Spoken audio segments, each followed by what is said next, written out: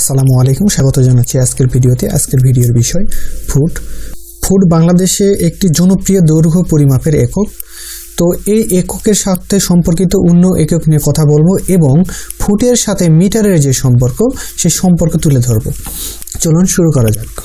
1 foot সমান 12 ইঞ্চি, 3 foot সমান 1 গজ, 7.92 ইঞ্চি সমান 1 লিঙ্ক, 1760 গজ সমান 1 মাইল। এখন আমরা দেখব ফুট এককের সাথে মিটারের এককের সম্পর্ক। 1 ইঞ্চি সমান 25.4 মিলিমিটার, 1 ইঞ্চি সমান 2.54 সেন্টিমিটার, 1 ফুট সমান 30.48 সেন্টিমিটার, 1 ফুট সমান 0.3048 মিটার, 1 গজ সমান 91.44 সেন্টিমিটার, 1 মাইল সমান 1.61 কিলোমিটার। তো আমরা এই এককগুলো জানলাম। এখন এই এককগুলো ব্যবহার করে আমরা কয়েকটি প্রশ্নের সমাধান করব। চলুন প্রশ্নগুলো দেখে নিই। 10 মিটার সমান কত ফুট? এই প্রশ্নটা সলভ করার জন্য যেটা জানতে হবে 1 ফুট সমান কত মিটার, তাহলে খুব সহজে আমরা বের করে ফেলতে পারবো।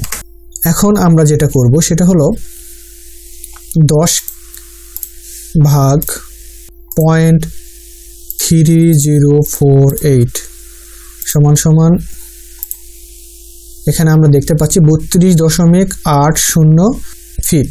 তাহলে 10 মিটার সমান 32.80 ফিট।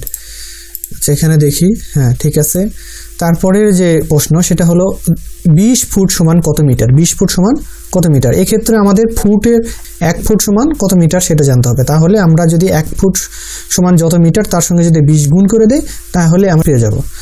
তাহলে এটা করার জন্য আমার করতে হবে 20 ইন্টু 0.3048 সমান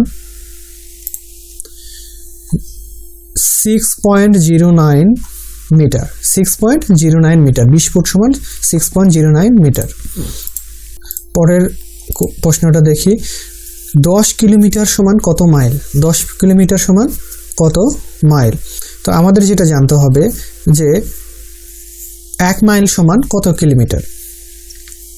1 মাইল সমান 1.61 কিলোমিটার। তাহলে আমার 10 ভাগ 1.61 সমান 6.2 মাইল। তাহলে 10 কিলোমিটার সমান 6.21 মাইল।